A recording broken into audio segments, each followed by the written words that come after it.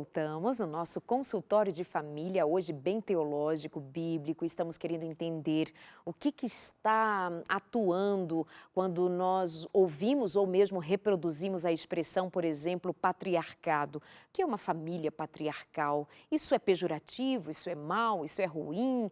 Como nós, como cristãos, precisamos ter clareza a respeito do modelo bíblico, do modelo que foi originalmente exposto na criação de Deus, qual a relação que aquilo tem na compreensão com tudo mais que acontece fora do Éden, com todas as implicações dadas a partir do pecado, quando homem, antes, na sua posição de líder lá no Éden, ele foi dada a condição de dominar sobre as demais criaturas.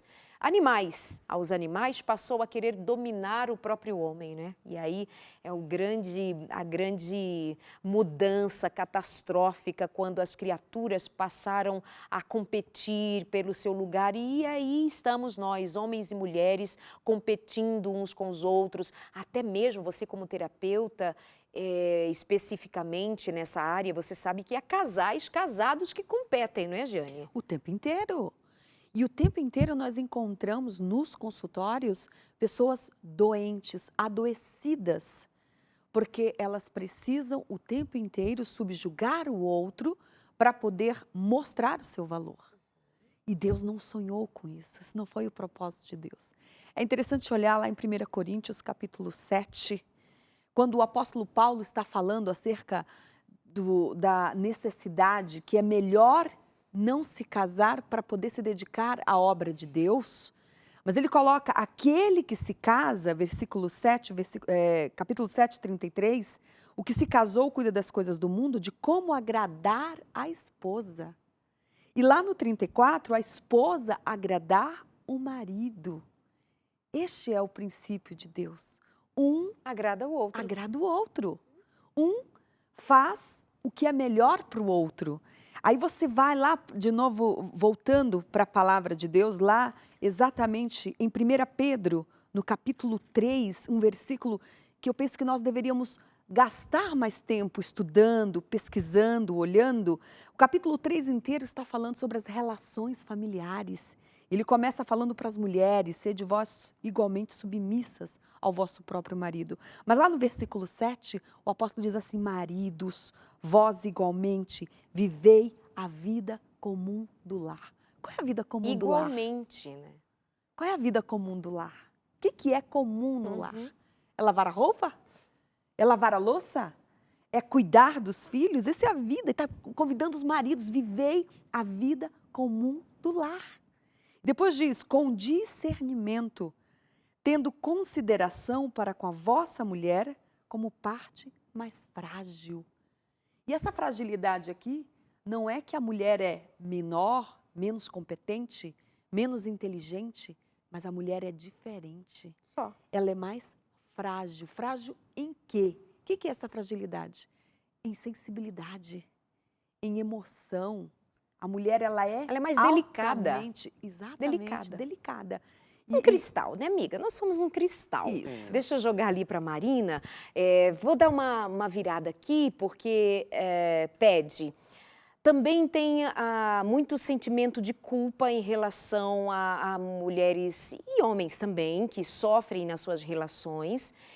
Como é que se lida? Agora vamos pautar a realidade. Há uma realidade presente onde há mulheres que sofrem, sim, historicamente sabe-se que sim, e vamos trazer agora para dentro do contexto família e vou ainda afunilar mais a questão. Há sofrimento em família e são cristãos, ou seja, no meio religioso. Como é que eu me coloco, Marina, Gabriel e Giane também, a vocês eu jogo essa questão agora. Tendo em vista que, de fato, historicamente, há um prejuízo para a mulher, por conta de tudo que nós já compreendemos até aqui, como é que nós mulheres devamos nos colocar? Como é que a gente se empodera? Como é que a gente faz valer, de fato, quem nós somos enquanto mulher? Marina. Quando a gente assume o nosso papel de mulher, a gente entende que a gente não se coloca abaixo de alguém. a gente se coloca a nível dos outros, a nível do meu cônjuge, a nível de qualquer outra pessoa, porque eu sou uma pessoa de valor. E quando eu entendo que Deus me deu esse valor, ninguém pode tirar.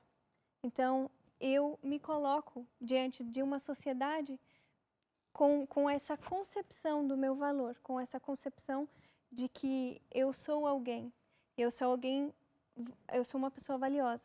Então, com essa concepção, eu já vejo um mundo diferente, seja dentro da minha família, seja sabendo dos meus direitos, sabendo quando começam maus tratos, onde eu tenho que colocar um ponto final, onde eu tenho que dizer não, a linha é aqui, eu me respeito, então eu peço que você me respeite também. Essa linha não pode ser ultrapassada, mas isso só acontece se a pessoa que sofre sabe o limite e impõe esse limite, porque não vai vir de outra pessoa. E não somente o limite, mas diante de tudo que nós já discutimos aqui, e você já trouxe no início da sua resposta, o seu valor. Alguém só sabe dar conta de si quando ela sabe de fato o quanto vale. E eu valho tanto quanto qualquer uma outra pessoa. Eu sei do meu valor. E quem lhe deu esse valor? O próprio Deus, o próprio Criador. É interessante que você, na sua pergunta, você colocou famílias cristãs que estão sofrendo. E não é difícil você olhar para famílias cristãs, onde o marido tem uma postura déspota, onde ele diz, você tem que ser submissa a mim. E essa submissão colocada de uma forma fora do plano de Deus, fora da Bíblia. Óbvio. A Marina colocou, entendendo que cada um tem o seu valor, entendendo que eu tenho um valor, eu sou uma pessoa especial, criada por Deus, filha de Deus, e a maneira como eu me coloco diante do meu marido, diante da igreja e diante da sociedade, ela deve ser avaliada pelo plano de Deus para a minha vida. Não aceito nada menos que isso. É o que Deus sonhou para mim. Pastor Gabriel, no outro momento você falou alguma coisa a respeito de autocrítica, e aí eu vou trazer, a partir desse gancho, a seguinte coisa. Nós usamos aqui a expressão famílias que sofrem em torno dessa questão e são cristãs. Eu deveria me corrigir e não induzir vocês ao erro de chamar assim esse contexto de cristão, porque o Cristo tem outro discurso e nos ensinou e nos quer levar para um outro padrão, né? Então vamos chamar de religiosos, como Jesus lidou muito com os religiosos. Nessa perspectiva, pastor, os religiosos e igrejas propriamente ditas, também ao longo da história, contribuiu muito para uma divergência daquilo que está escrito e a prática em relação a homens e mulheres, não? Ou estou sendo muito abusiva em ou pensar que as religiões, de modo geral, acabaram não ajudando muito para... Isso estou falando religiões, né? Religiosos de modo geral. E aí eu te pergunto, o cristianismo faz a diferença, de fato, historicamente, nessa mudança de compreensão papel homem e mulher? Claro que quando falamos a respeito de religiões em geral, Muito as abrangente, né? ramificações são diversas, né? E até mesmo se deveríamos nos aprofundar muito mais, talvez, no aspecto sociológico, cultural, porque sabemos que cada religião, das macro-religiões do mundo, expressam de maneira muito grande isso. Mas falando mais especificamente do cristianismo, como eu comentei aqui no outro bloco, já no início ali do desenvolvimento da humanidade, nós conseguimos identificar algumas distorções relacionadas ao papel homem e mulher, e não é à toa que no relato bíblico mesmo nós encontramos vários casos que talvez pudéssemos classificar como errados, né? Podemos aqui colocar dentro de uma perspectiva de casamento, Deus falando a respeito da monogamia, e na Bíblia nós encontramos poligamia, e ainda que Deus permitisse, né, não era o ideal, e a gente vê que na maioria desses casos as consequências eram catastróficas. E sim, quando falamos a respeito do cristianismo, nós sabemos que durante muito tempo, e aí falando do cristianismo em geral, não necessariamente a figura da mulher foi vista como algo ruim, mas nós encontramos o casamento visto com uma ênfase não tão grande assim ou não tão positiva, tanto que foi se colocado que o contrário é até mesmo o ideal, a questão do celibato, né? E até mesmo o relacionamento amoroso entre homem e mulher era visto como algo com fim único exclusivamente para a procriação, qualquer outro tipo de associação poderia ser visto como alguma coisa suja, alguma coisa que tem que ver com o pecado, algo que vem muito mais de uma compreensão até mesmo daquilo que a gente chama de gnosticismo, que de certa forma interferiu muito e contaminou muito ali o começo do cristianismo no seu desenvolvimento doutrinário. Nós encontramos até nas representações artísticas, muitas vezes a mulher atribuindo sobre si uma responsabilidade daquela sensualidade que leva ao mau caminho e uma série de outras coisas. E muitos desses artistas cristãos e muitas dessas obras com uma finalidade moralista cristã de mostrar o seguinte, olha, esse é um caminho perigoso, a mulher simbolizando caminhos perigosos. Então, acho que na nossa relação de autocrítica temos que entender que, como cristianismo, falhamos em diversos pontos, porque somos todos humanos. Inseridos numa cultura vigente, né? Exatamente. Aí eu estou falando da cultura antiga, da cultura da Idade Média e de uma série de outros períodos também. E é óbvio que agora, nesse processo de renascimento, nós temos que tentar filtrar onde acertamos, onde erramos, mas aí eu acho importante, não quero me estender muito aqui na resposta, mas acho importante, dentro daquela pergunta que você fez, como podemos encontrar, de certa forma, os limites, o nosso papel, nós valorizarmos os princípios bíblicos. Nós valorizarmos as palavras de Deus. Como introduzimos aqui no começo do programa, a Bíblia é repleta de falas que às vezes nos surpreendem, mostrando o valor da mulher, Provérbios 31 e uma série de outras passagens. E hoje em dia nós vemos as pessoas, e acho que esse programa está sendo muito útil nesse sentido, supervalorizando pautas e ideologias seculares e querendo justificar as ideologias seculares por meio da palavra de Deus, sendo que é o contrário. É a palavra de Deus que, de certa forma, encontra semelhança ou não de acordo com aquilo que os homens estão dizendo e pensando. E aquilo que encontra semelhança, ok. Mas Deus... ela é a matriz, né? Exatamente. E aquilo que não encontra semelhança não pode alterar a palavra de Deus, né? Eu lembro de um livro que tinha que ver com a educação de crianças feministas, um livro pequeno de uma escritora famosa, e no seu contexto, em um país africano, os homens não sofriam nenhum tipo de retaliação caso já fossem avançados em idade, digo assim, idade adulta, 30 e poucos anos, 40 anos, e ainda fossem solteiros. Pelo contrário, podiam ter relacionamento com várias mulheres, etc. Já as mulheres não. Se passassem dos 30 anos e não fossem casadas, eram vistas agora com alguma pecha assim, de amaldiçoadas ou algo do tipo. E então, no seu discurso de empoderamento feminista, a crítica se fez da seguinte maneira: então, seja como homem. Tenha mais de 30 anos e seja livre, não se culpe, não fique com problemas. Tenha vários homens e uma série de outras coisas. E aí, às vezes, a gente vê as pessoas comemorando isso, temos que ser iguais nesse sentido. Quais são os princípios bíblicos?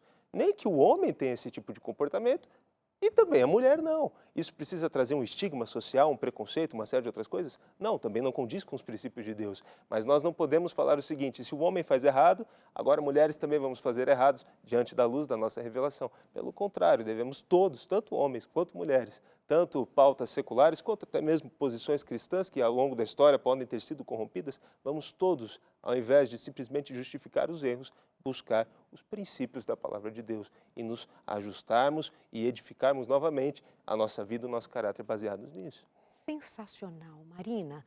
Diante disso que o pastor Gabriel, seu marido, também está trazendo, eu fico pensando e me apaixono cada vez mais pelo resgate que Jesus Cristo fez, e aí é que me empodera de uma confiança absurda naquilo que Jesus Cristo fez com a figura feminina, né, com a relação dele com a mulher. Então, uma coisa é o cristianismo, ou seja, homens se elaborando, sendo feitos cristãos, com todas as suas peculiaridades humanas, de erros, acertos, tentativas, distanciamento dos princípios, aproximação deles. Nós vamos ver isso na Bíblia o tempo inteiro.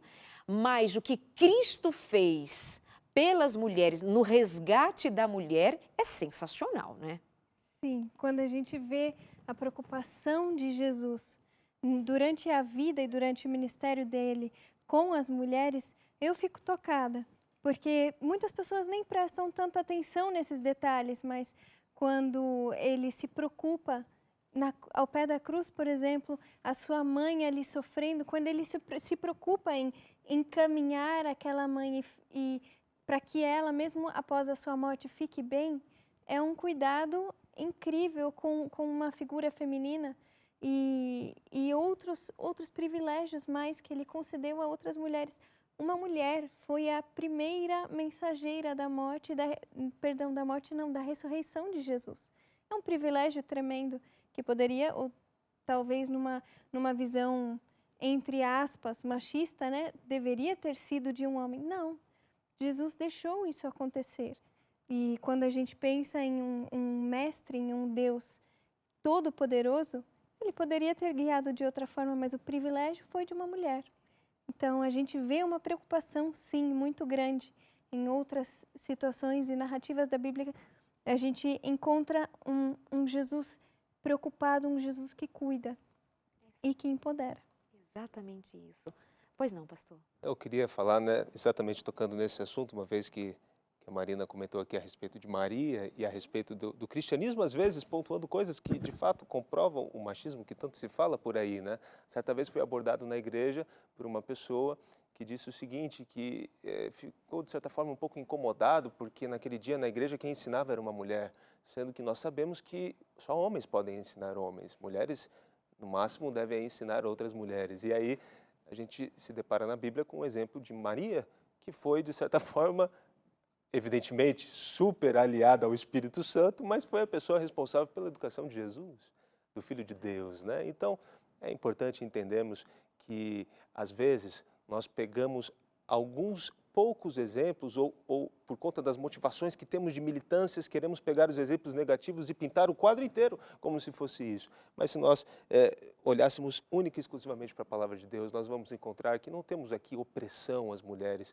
vindas de Deus ou vindas dos princípios que Deus coloca no nosso caminho. Pelo contrário, existe libertação, existe empoderamento, existe, de fato, a plenitude de vida que Mas que deixa eu deveria só ver existir. quanto tempo eu tenho mais aqui, porque eu tenho uma pergunta diante dessa sua fala. Tem tempo então.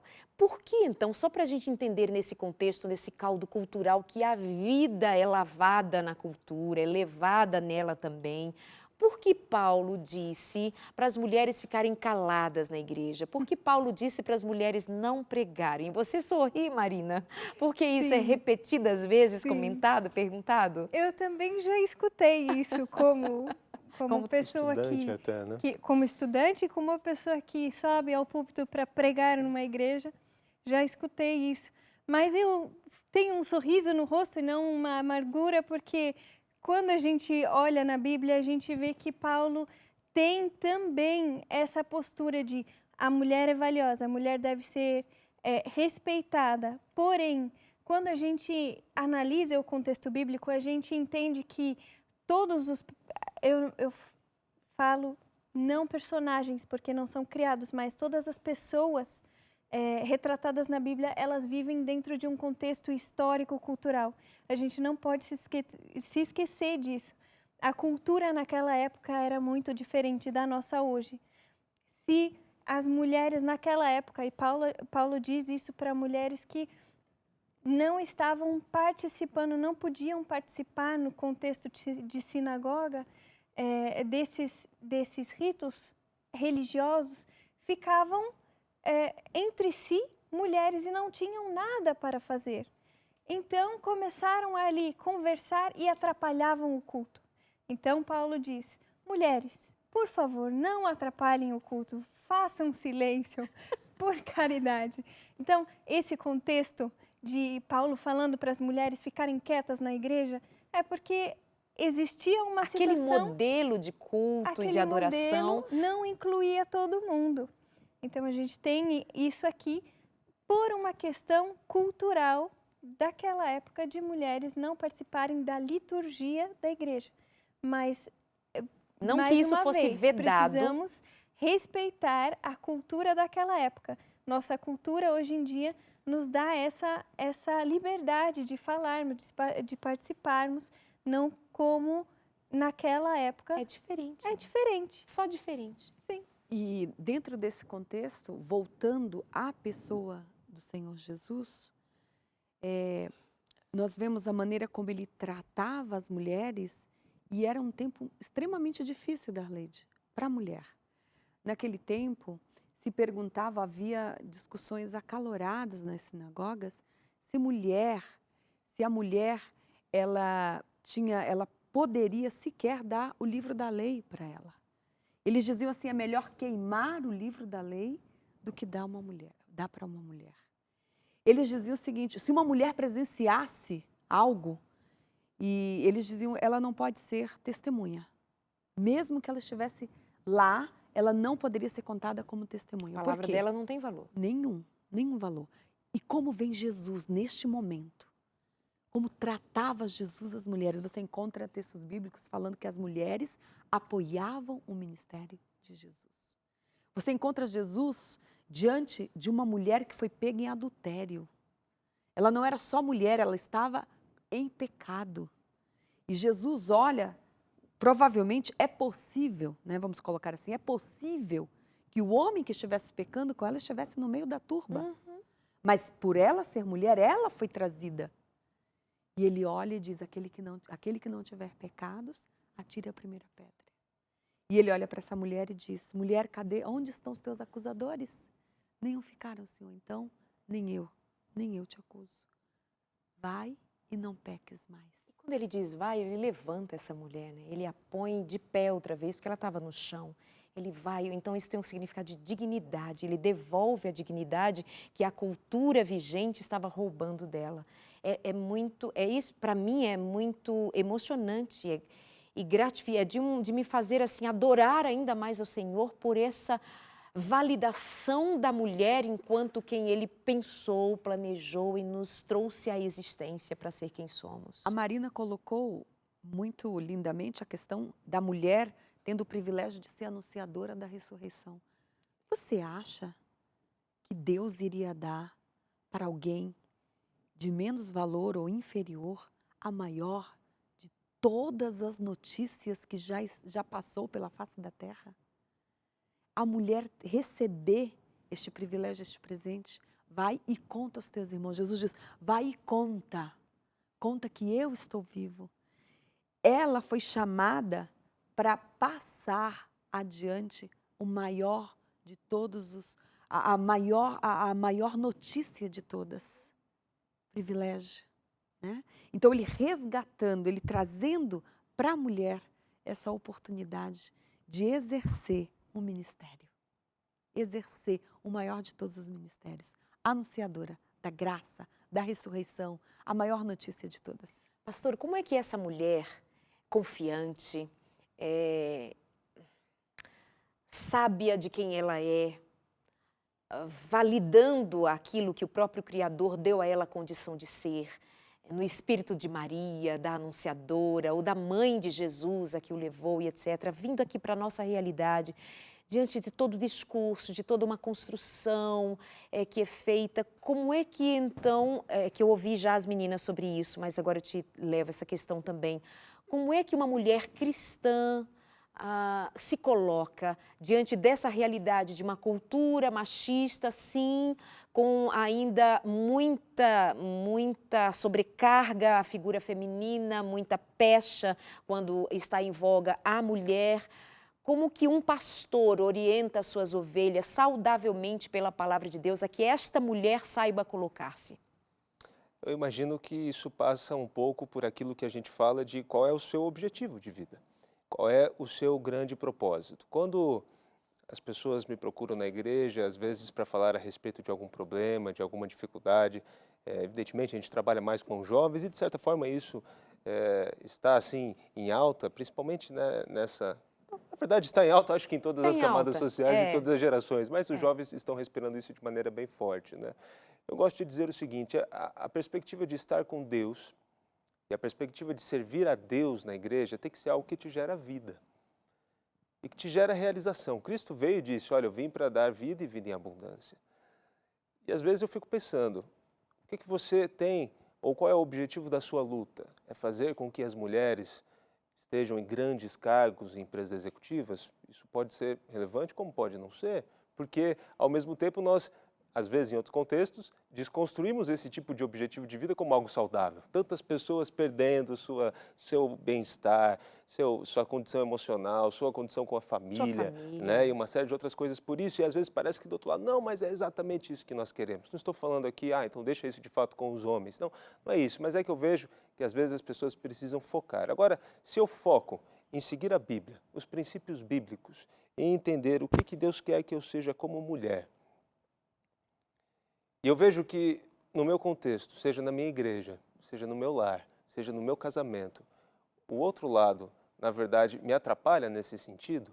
Por exemplo, um homem que não me ama como Cristo deveria me amar, porque se o homem ama como Cristo ama, ele não vai oprimir, ele não vai subjugar, ele não vai ser abusivo, ele não vai ser agressivo. Então, assim, a autoridade que a Bíblia, de certa forma, coloca, ou não a autoridade, mas essa certa questão de liderança ao homem, tem que estar permeada por todos esses atributos de Cristo. Se não estão, é óbvio que a mulher tem que se posicionar.